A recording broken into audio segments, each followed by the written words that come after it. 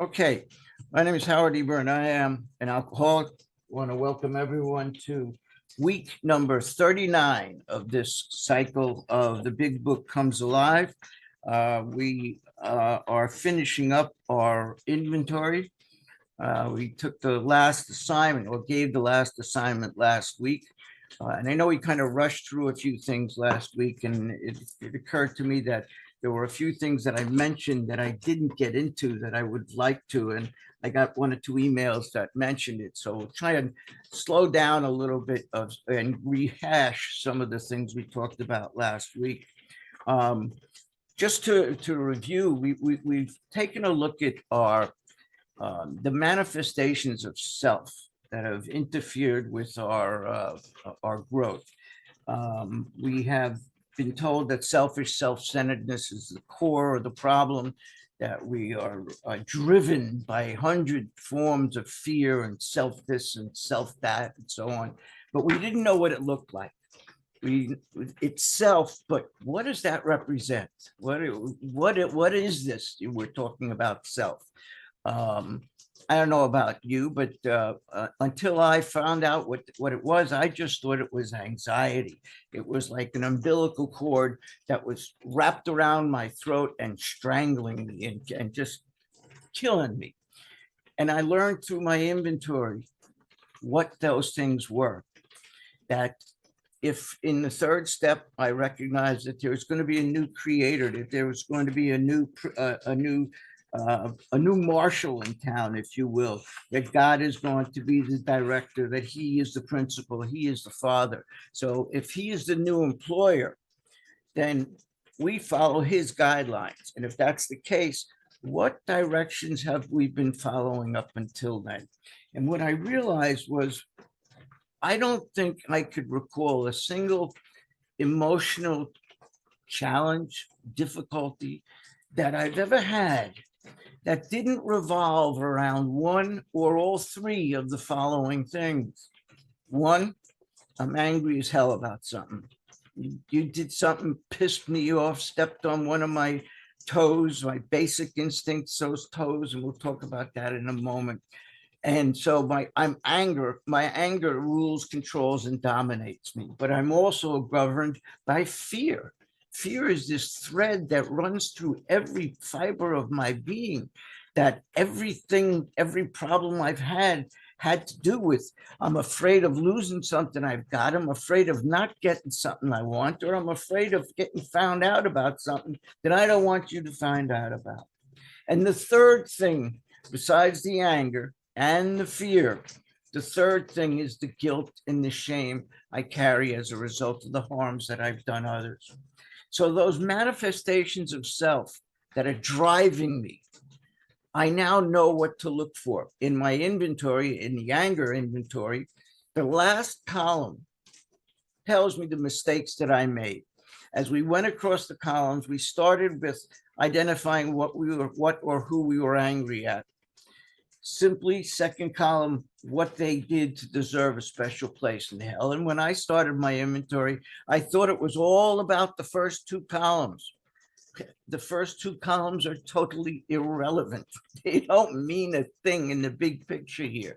What is of significance are the next two columns, because I can't be angry at you unless you do something that threatens, that interferes with one of my God-given basic instincts, those survival mechanisms that God gives us that are good, but they get hypersensitized, they get out of proportion. And you do something because one of your basic instincts is out of whack, and it interferes with my basic instinct, it threatens it, and I get angry as a result of it. So if I can identify what basic instinct, which toe did you step on? And it's not very complicated. Bill gives us multiple choice here. Is it self-esteem? Is it pride? Is it one of my security instincts? And security has three forms: physical security, my body; financial security, the hip bank; and emotional security, my general sense of well-being. So when you step on one of my toes that affects my security, which one was it? Did you threaten my finances? Did you threaten my body? Did you threaten me emotionally?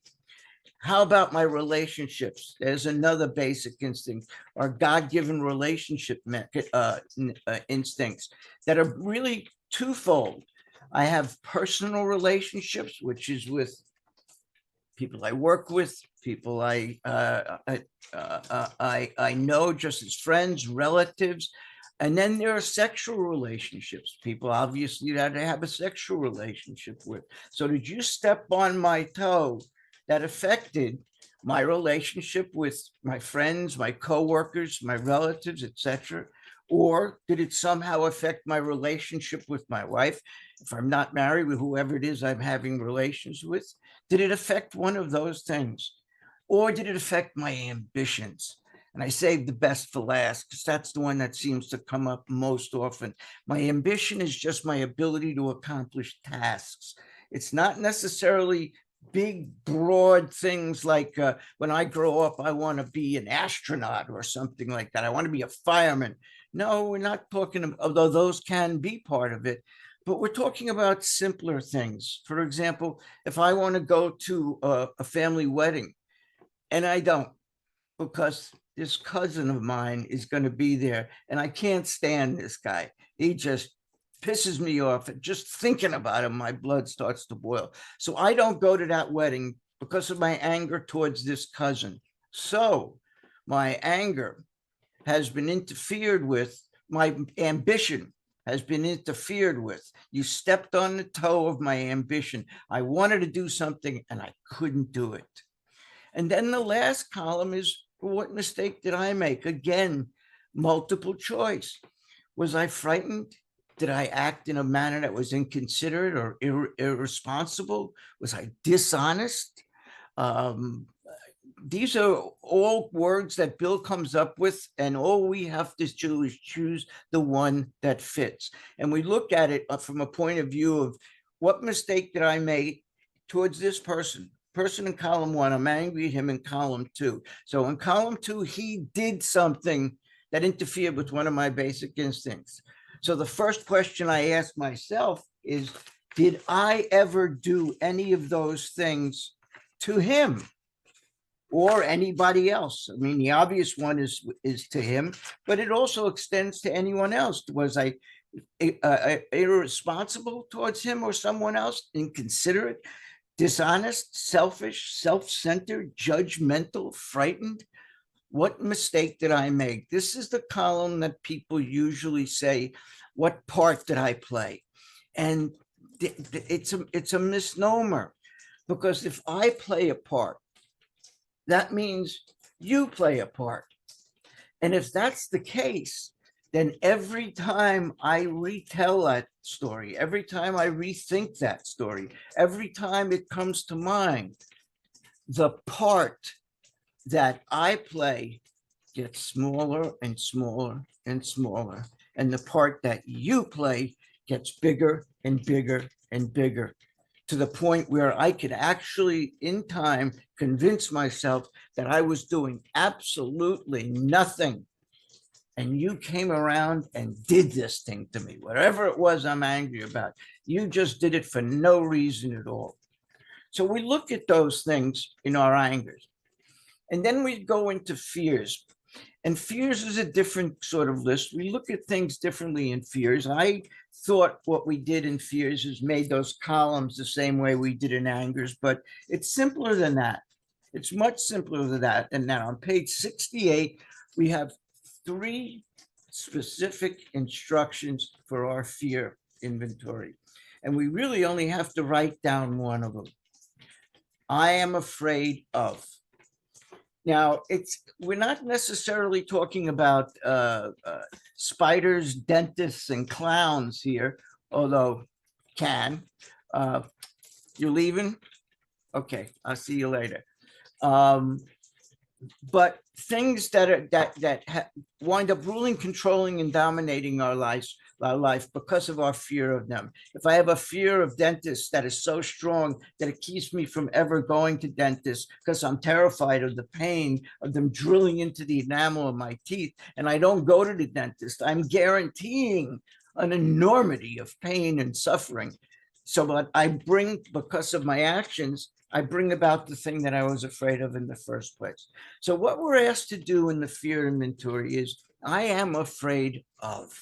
First paragraph, we reviewed our fears thoroughly. We put them on paper. So in case we're not sure, gee, what does he mean by that? He spells it out. We put it on paper, even though we had no resentment, even though it has nothing to do with our angers, fears. And then the second question, we asked ourselves why we had them. And the beauty of this is, like so many other things in this book, when Bill asks us a question, he gives us the answers. So I don't even have to write down the answer to this question. Why did we have them? Well, he tells us that it was because of reliance upon our finite self rather than our infinite higher power.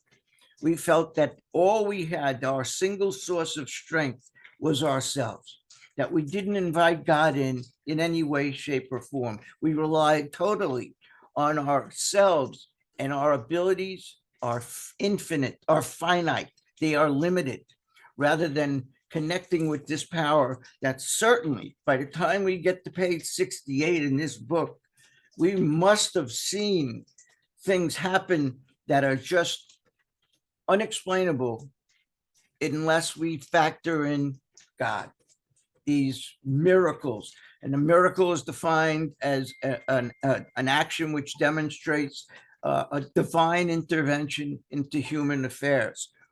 Excuse me, sorry about that. Okay. So the answer to that question is easy. Why did I have that fear? Because of reliance upon self. And the third part is, how do we get rid of it? We asked him to remove our fear and direct our attention to what he would have us be. Now, let's see. What would God have me be? If I'm afraid of something, what would he have me be? Courageous. It's always the same. It's always courage.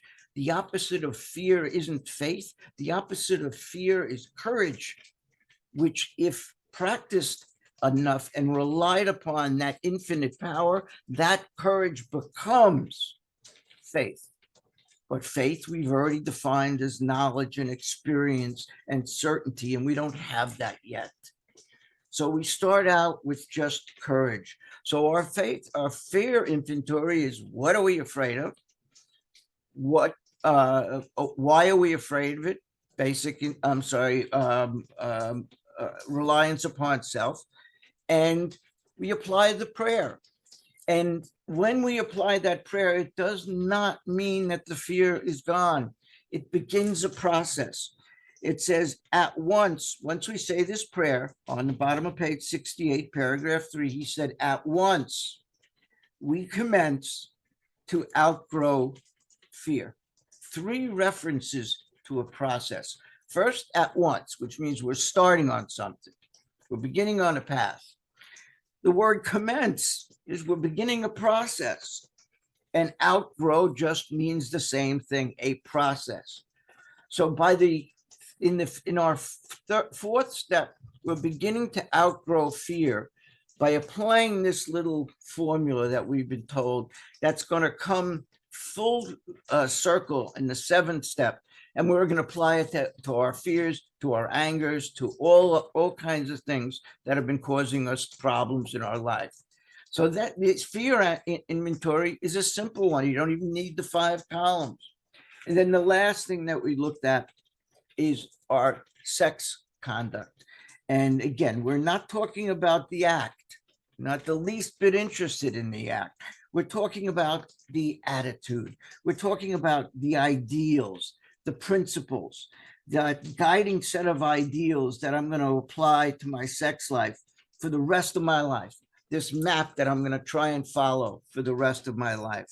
So Bill begins by asking us, to review our sex life, and he gives us the definition. He gives us the criteria for who goes on that list. And it's very simple. It's not everybody we had any kind of relationship with. We subjected each relation to this criteria. Was it selfish or not? Simple. God gave us the sex instinct for two reasons, I believe. I think Bill believed the same way. For reproduction and mutual satisfaction, mutual intimacy. And if we are engaging in that for reasons other than reproduction, mutual intimacy, then we're doing it for some other reason. Self. Was it selfish or not? So before we put a name down in the first column, we have to look into third column, which is our basic instinct column. Those are the manifestations of self. Did I engage in this activity for reasons of, say, self-esteem, to feel better about myself, so I can maybe brag about it to the guys on the corner, which would be my pride? Did I do it for reasons of maybe emotional security? I'm lonely. I need somebody in my life. I don't really care who it is or what the act is. I just need to have somebody to feel better about myself. So in order to define myself better, I need to have that person. It has nothing to do with reproduction, nothing to do with mutual intimacy, and everything to do with emotional security. There's also physical and financial security, which I think are more, I don't know, maybe I'm going to get some people off here, but I think it's more relevant to women than it is to men, that you engage in certain activity that you may not want to engage in, but you're afraid if you don't, you're going to get physically hurt or financially cut off. It happens. So those have nothing to do with reproduction and intimacy and everything to do with security. And again, ambitions. Control, to control somebody, to get somebody to do something that you may not want to do. It's for reasons of control. So we look at that list. What did we put the person name down in the first column? That manifest self has nothing to do with those other two. In the second column, we put down very briefly why. What did we do? One or two words, just bullet points. Then in the third column, once again, what basic instinct led us to do that? What manifestation of self led to doing that? It wasn't reproduction. It wasn't mutual satisfaction. It was one of these other things: self-esteem, pride, security, again, emotional security, financial security, physical security. Oh, there you go. Thank you, Andy. Emotional security, personal relations, ambitions. And then in the case of the sex inventory, we have another column, this fourth column. What feelings did I unjustifiably arouse in others? Did I arouse that my activity, my whatever I did it hurt somebody? And how did it hurt them? Did it create jealousy? Did it create suspicion, anger, fear, bitterness? Now, those are all terms that are used in the big book and to some extent in the 12 and 12. But at the bottom of the column, I put a few other words that, having done a few hundred fifth steps in my time, these are words that came up very often, and I think they're very fitting. If you don't want to use them, if you want to stick to what Bill said in the book, then ignore them. But I think, we don't have to be a victim to the mechanics of this thing as long as we get to the truth. And the truth is that our actions do create insecurity. They do create confusion. They do create frustration, sadness, embarrassment, hurt. It may not be listed that way in the book, but it does cause that. And then the last column, what mistake did I make? What defect came out as a result of it? Was I frightened? Was I inconsiderate, irresponsible, dishonest, selfish, self-seeking, judgmental? All very simple. So you can take that down, Andy. So now in the instructions for the sex inventory, One of the instructions in paragraph 1 on page 69, the paragraph that begins with, "We reviewed our own sex conduct over the years." Towards the end of the paragraph, it says, "We got this all down on paper." So again, we're writing it. It's not something we're thinking about. We're writing it down and looked at it. And I suggested we change the word "looked" to "considered," because in the next page or so, Bill is going to give us 6 manifestations, 6 considerations. He tells us to look at these things, to get them down on paper, but to consider them from a certain point of view. And I mentioned that last week, and I neglected to go through the 6. So let's take a minute and do that.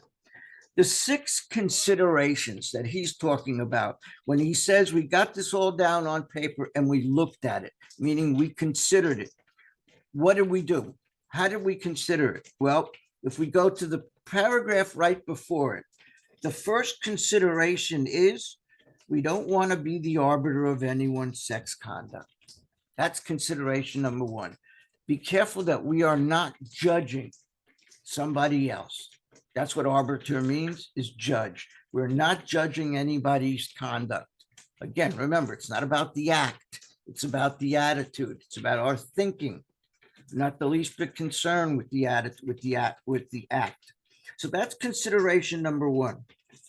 Consideration number 2, if you go down to the, let's see, 1, 2, 3, 4 lines or so from the bottom of the page, it says, in meditation, and here's number 2, we ask God what we should do about each specific matter.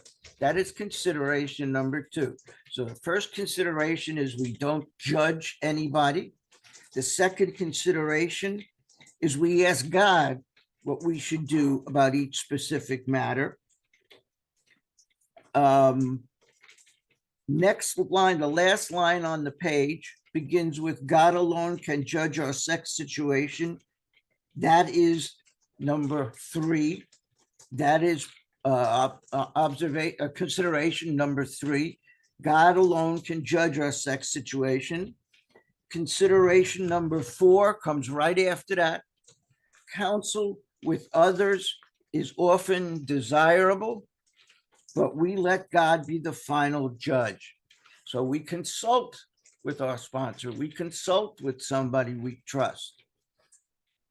But in the end, we give it to God. God is the final judge. And then there's consideration number 5. The last line on that paragraph, we avoid hysterical thinking or advice. We are not telling anyone how to conduct their sex life. That's what giving advice means, is telling someone to do something or not to do something. The most obvious one is always the joke is when you tell somebody no sex for the first year. I have no idea where that came from, but it's certainly not in the big book. I tell my people, you can have all the sex you want in the first year. In the second year, you get to have it with somebody else. But the point is, the consideration is that we avoid hysterical thinking or advice. We are not directing anyone's sex life. Simple. That's consideration number 5. And consideration number 6 is 2 paragraphs down. To sum up about sex, I'll give you a second to find that. It is the next phrase. We earnestly pray for the right ideal, for guidance in each questionable situation, for sanity and the strength to do the right thing. That's our 6th consideration, is to pray. We're turning to God and we're asking, well, what are we asking for? Well, we're asking for direction. First thing is direction. For the right ideal, for the right ideal, which is direction. For guidance, also direction. For sanity, what is sanity? Going back to the second step, sanity is the ability to recognize the truth in any given matter. So don't fool ourselves. If we are saying that we're doing this because of some deep-seated love, and it's not, it has something to do with self-esteem and pride or ambitions and so on. Let us see the truth. We're asking God to let us see the truth, to not to be fooled by the lie. So for sanity and for the strength to do the right thing. Those are the 6 considerations. Where else are we talking about? We finished last week on this page 70 on that paragraph to sum up about sex. Let me just finish it up. He said, we earnestly pray for the right ideal. Again, we just talked about that, for guidance in each questionable situation, for sanity and strength to do the right thing. That entire sentence, those 3 lines are highlighted in pink because those are prayers. That's a prayer for guidance when it comes to sex. Then it says, and I've highlighted the rest of this paragraph, it doesn't have to be in pink, but yellow is fine. If sex is very troublesome, we throw ourselves the harder into helping others. We think of their needs, let's underline their, and work for them, let's underline them. This takes us out of ourselves. It quiets the horny condition. Once again, Bill uses these big words, imperious urge, imperious urge. It just means an urge that is domineering, that is overbearing in intensity. It is compelling. It is almost an obsession, almost. So it says it quiets the imperious urge when to yield would mean heartache. And above heartache, I just put, for clarification purposes, mine or others. It leads to heartache. If I'm doing something based on self and it has nothing to do with reproduction or mutual intimacy, then I'm bound inevitably to cause harm to somebody. So we look at what feelings do we create in others. Then he says, if we have been thorough about our personal inventory, we have written down a lot. Please highlight the rest of the paragraph in pink, please. These are our 4th step promises. It's also telling us what we've done in the previous few pages. It says, we have listed and analyzed our resentments. Please underline analyze. Analyze is one of those words that you got to be careful about, because people in the rooms will say, we don't analyze here, don't analyze, utilize. Well, the book tells us to analyze, and if we have a dictionary, we could find out why there's nothing wrong with the word analyze, because in the dictionary it says to analyze means to get down to the truth of any matter, to get down to the truth. The second step tells us we are restored to a state of mind where we can always recognize the truth. So analyze just means to look at something so we can recognize the truth of any given matter. So we recognize analyze our resentments. Resentments, bear in mind where we are on page 70. We've gone through our resentments, our anger resentments, our fear resentments, and harms done sexually. All of these things are resentments. Resentment is not just anger. Anger is a form of resentment, but so is fear, and so is sex harms. We have begun to comprehend their futility and fatality. Futility just means uselessness, something that is of absolutely no use whatsoever, something that's pointless. And I'm sure we all know that fatality just means deadly. How many times on that one page a while back did Bill give us a number of death threats, telling us what the cost of resentments are? The cost of resentments for us is to drink. And for us to drink is to die. So the cost of drinking for us is fatality. It can make us drink, which can kill us. We have commenced to see their terrible destructiveness. Please underline terrible destructiveness. And next to it, let's write, see page 66-1. Let's keep our place here on page 70, but let's turn briefly to page 66, paragraph 1.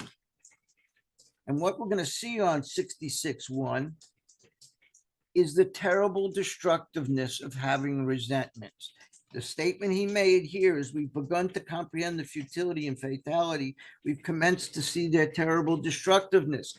Let's take a look at what that is. It's plain that a life which includes deep resentments only leads to futility. We just went through that, and unhappiness. To the precise extent that we permit these, do we squander the hours that might have been worthwhile? And like I said, when we talked about this originally, maybe it's because I'm getting older and there's a lot more behind me that I've burned up than there is in front of me. And so time, very precious to me, very precious to me. I've spent far too many years being angry, being afraid, causing harm to others. And I don't want to waste one precious second of the time that I have left being that way. Every second that I have left, I want to devote to my wife, to my granddaughters, to my son, to my brother, to the 100 some odd people that are in this room right now.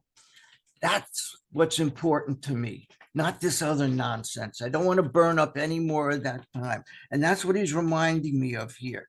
Just to the extent that I let that eat up time in my life, am I burning up the time that could be spent helping you? Could be spent with my Kathy, could be spent with my twin girls, could be spent in any possible positive way. I'm burning up good time. But the alcoholic whose hope is the maintenance and growth of a spiritual experience, this business of resentment is infinitely grave. There's fatal, there's death threat number 1. I'm going to put together a handout of these because there are other death threats throughout the book. So I figured it's time I made up a list of them. But here are the ones that are all lumped together on this page. Number 1 is that resentment is infinitely grave. I don't know about you, but when I hear the word grave, I get a mental picture of this hole in the ground that's 6 feet deep, and I don't want to have anything to do with it. We found it is fatal, and there's number 2, death threat number 2. It's fatal. It can kill us. For when harboring such feelings, we shut ourselves off from the sunlight of the spirit. When harboring such feelings, what feelings? The angers, the fears, the guilt, and the shame. We shut ourselves off from the sunlight of the spirit. We block us off from the sunlight of the spirit. Self-will blocks my pathway to that higher power. It gets in my way. I know we've talked about this, this expression of we have to find God and let him in or her in. And based on what I'm told on page 55, God isn't out here to be let in. God is in here. He is innate. We are born with that inside of us. That deep down in every man, woman, and child is the fundamental idea of God. And you may call it your gut feeling. You may call it inner conscience. You may call it, I don't know, intuition. You may call it any number of things. But that knot that you get when you're about to do something that you probably shouldn't, and that feeling, I wouldn't do that if I were you, Howard. That's God inside of me. And I can't let him in because he's already there. What I have to do is analyze the things that have accumulated on my soul that are blocking him or her from getting out. And that's what we're talking about here, that we shut ourselves off from the sunlight of the spirit. We have these defects of character that have piled up like garbage, and they're blocking us from that power getting out. So it's not about letting the power in. He's already in. It is about letting that power out. Continuing, the insanity of alcohol returns, and we drink again. And with us, and in case you missed the other two, point blank range, to drink is to die. There's death threat number 3. So that tells us, we can go back to, as I said, to page 70. That just spells out the destructiveness of resentments. And again, not anger, it's fear as well. It's sources of guilt and shame. We've begun to learn, please underline, tolerance, patience, goodwill.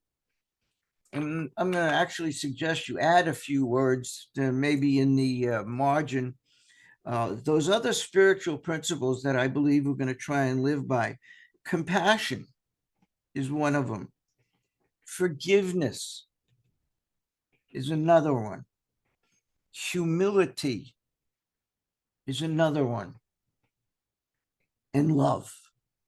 Those 7 basic things: tolerance, patience, goodwill, compassion, forgiveness, love, humility. What a radical change already. We're only on page 70, and we've begun to learn those things. It doesn't mean we practice them every day. We have begun to learn these things. It's a process. We are learning the ability to recognize, if I'm angry, why? If I'm afraid, why? And what to do about it. We're beginning to learn how to get rid of that crap that's built up, that's blocking God from getting out. Continuing, we have begun to learn tolerance, patience, goodwill towards all men, even our enemies. And please underline, for we look on them as sick people. We look upon them as sick people. You may want to, next to that, write, see page 67, 0, which is the first paragraph. It doesn't have a number because it's part of a paragraph. We looked upon them as sick people. And the last 2 lines of that paragraph is what I'm referring to. It says, when a person offended, we said to ourselves, and here's the reference to sick people, this is a sick man. How can I be helpful to him? God save me from being angry. Thy will be done. God's will for me is not to be angry. It's not to be afraid. But when somebody offends, somebody does something, steps on one of those basic instincts, this is a sick person. Cousin who molested me when I was 10, 12, 13, stopped by the time I was 14. But I carried that with me till I was in my 50s. I never told a soul about it until I did in one of these rooms.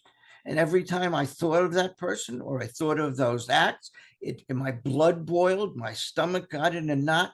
I carried those resentments along with me when I should have been able to say, this is a sick man.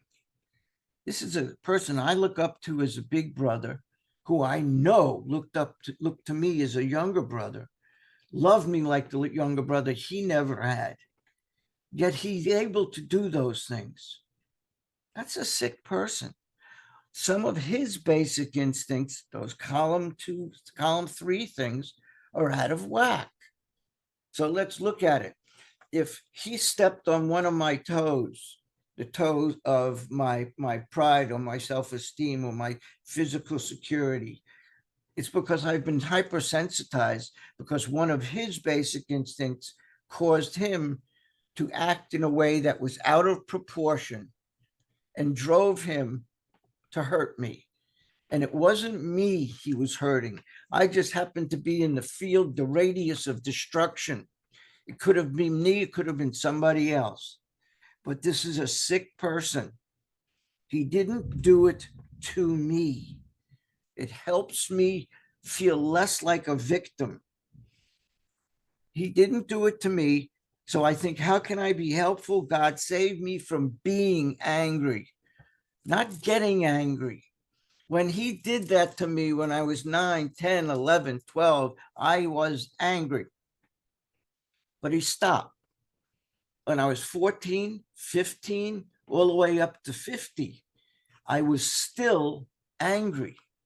I was being angry. The act was long since over. It had become a way of living for me. It became a part of me, that when I thought of that, that's what happened. So I harbored that. God, save me from being angry. Thy will be done. It helps me put things in perspective. I'm driving and somebody cuts me off, almost drives me into a ditch on the side of the road. And rather than chasing him down and trying to impress on him how much damage he might have done, maybe he just got a call and his child is in the emergency room. Maybe there's an accident at home that needs his attention. There's a lot of maybes that I don't know about. So God, help me from being angry. Thy will be done. I don't know what is troubling this person. I don't know what kind of upbringing this person has. I don't know what he's been through in his life. I cannot judge. So let's get back to, where were we? Page 70, paragraph 3. We have listed, I'm sorry, before we look at them as sick people, we're back to 70, 3 or 4 lines up from the bottom. Please underline this sentence. We have listed the people we've hurt by our conduct and are willing to straighten out the past if we can. We're going to come back to this section in a little while. When we get to harms, it tells us that we have this list. If we take a look at page 76, where am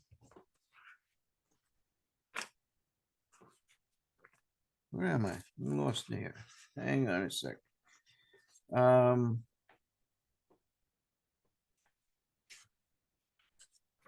Action. Oh, I'm sorry.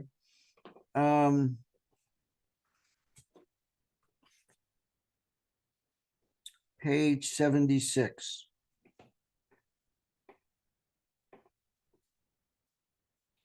Middle paragraph. Now we need more action. Without them, we find faith without works is dead. I'm sorry for losing my place here. Let's look at steps 8 and 9. And here's the line that I was referring to. I'm on page 76, almost smack in the middle of the page. It says, we have a list of all persons we have harmed and to whom we are willing to make amends. And please underline and highlight, we made it when we took inventory. And above that, write step 4. Because when we went through our inventory in step 4, as we went across the columns, I always ask at the end of the column, did I cause harm here? Was anybody harmed? And we somehow designate by circling or highlighting that person's name so that when we get to this page and we start to make a list of people we have harmed, because we're not doing it yet, we have a list of them, but maybe there are some people who are not on that list. Maybe there are some reasons that they weren't thought of yet. So we're going to put that on a separate list. But right now, he's just telling us, if I can get to that page again. Page 70. We have listed the people we've hurt by our conduct and are willing to straighten them out if we can. In this book, you'll read again and again. Please highlight this in pink. Faith did for us what we could not do for ourselves. Please highlight the next sentence in pink. We hope you are convinced now that God can remove whatever self-will has blocked you off from him. We've been running into this convinced a few times. On page 60, Bill says that the first requirement is that we be convinced that any life run on self-will can hardly be a success. He then says that being convinced of that, now we're convinced even more. We hope you're convinced now that God can and will, by way of the 5th, 6th, and 7th step, remove them. He just told us, we hope you're convinced now that God can, that he can and would through the 5th, 6th, and 7th step. Will remove whatever self-will has blocked you off from him, that pile of garbage that's blocking him from getting out. If you have already made a decision, above decision, let's write step 3, and an inventory, step 4, of your grosser handicaps. Let's circle the word grosser, because we're talking about that bag of rocks we've been carrying with us for 20, 30, 40 years. We're not necessarily talking about the guy who cut you off on your way to the meeting. We're not talking about those grosser handicaps. We have a 10th step for that. We're talking about the guy who cut me off in traffic 20 years ago, and I still can't spend a day without reliving that incident. That's a grosser handicap. So if we've made an inventory of our grosser handicaps, are we done? No, we've made a beginning. Remember, when we get a few pages down the line, we're going to be directed to get back to that list and put down the names that aren't already on it. That being so, you have, please underline, swallowed and digested some big chunks of truth about yourself. The word truth means morals. Means the same thing. We did a moral inventory. Remember when we defined morals, we said it means truth, a list of truths about ourselves. So I hate to be too gross here and too graphic, but what happens when we sit down and we have a meal and we swallow it and digest it? What happens next? Yeah, talk about big chunks, right? So we got to get rid of that junk. And that's what he's saying here. We have swallowed and digested some big truths about ourselves. What are those truths? Those truths are that last column, that we are frightened, irresponsible, inconsiderate, dishonest, selfish, self-seeking, judgmental individuals. That's the problem. I started my 4th and 5th step thinking it's all about the first 2 columns. I realized very shortly into it that, as I said, they are irrelevant. The money columns are the basic instinct column that has been hurt or threatened by what you did. And even more important, that last column in our inventory, those are the wrongs we're going to talk about in our 5th step. Those are the defects we're going to talk about in the 6th step. And those are the shortcomings we're going to talk about in the 7th step. They all mean the same thing. They don't have any different explanations. Bill says he just used it, he just changed the word, because in basic composition in college, he learned that when you repeat the same word over and over, it's a demonstration of lack of intelligence. And he said he likes people to think he's pretty smart, so he doesn't repeat things over and over again. You know what I mean? You know what I mean? You know what I mean? Like, yeah. You know what I mean? Yeah, like, yeah. Huh? That's what I'm talking about. Okay. So basically, let's talk. We do have some time, and I want to get into this a little further.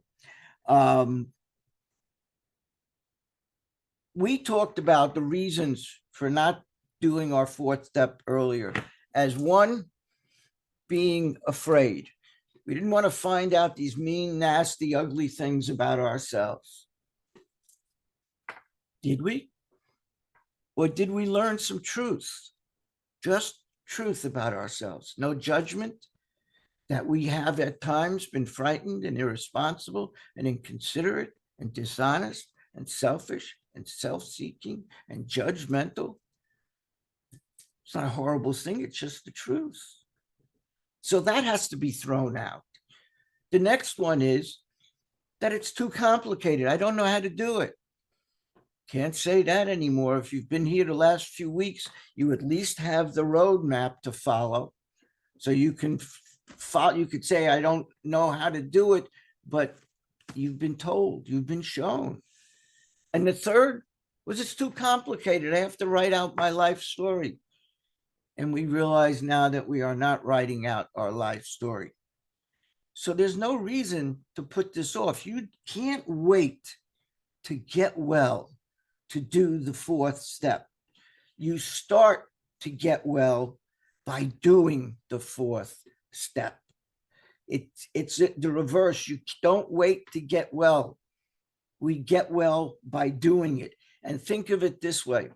Every day that I spend, that I put off not doing fourth step work after making that third step is another day that I spend being angry, being frightened, and filled with guilt and shame as a remorse of the harms that I've done. So the question really is, can I afford not to do it now?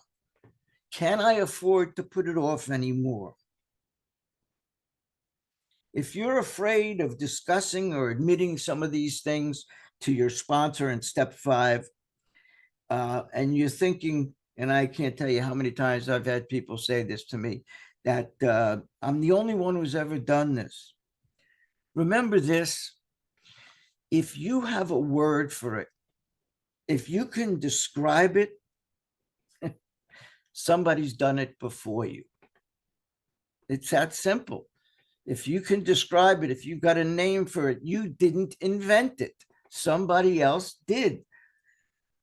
So I guess the thing for a sponsor to say is, God, please let me hear something different today, because I've yet to hear anything different in any of the inventories I've done with people. No matter how many times they say, I'm the only one who's ever done this, I'm still waiting. God, give me something that I haven't heard before. And I'm probably going to hear it tomorrow, but be that as it may. We do have a few minutes left over, and what I want to do is, rather than opening it up to questions, is do a little bit of workshopping, in that take something off your list. If it's an anger, if it's a fear, sex conduct, go through that column real quick. Let's see a show of hands. We can do this, should take 60 seconds to go across that column. So let's try and do it real quickly. I see Bert has his hand up first. So Bert, what do we got? Good afternoon, fam. My name is Bert. I'm going to become an alcoholic. I know you said you didn't want any questions, Howard, but you mentioned complicated twice. When you said complicated was number 2, but you didn't say number 3. You said complicated. Overwhelmed. Okay. Overwhelmed. But I also remember something else I forgot. I don't want to do this again next week. I started out mentioning this in the email I sent out. And Bert, we'll get back to you on this. All right. No problem. In the email that about 13 years after writing the big book, it occurred to Bill that there is something he left out, that something should have been included in the inventory that wasn't.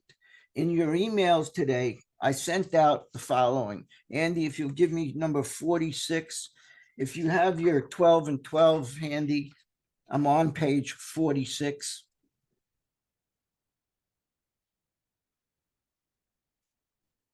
It's one more inventory list that isn't in the big book.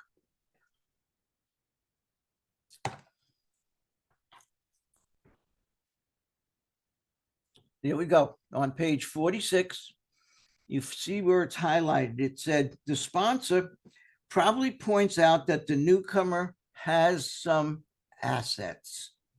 So if you're beginning to feel I'm such a terrible person, I'm frightened all the time, I'm irresponsible, I'm dishonest, whatever it is you're thinking, he is suggesting that we put that aside for a moment.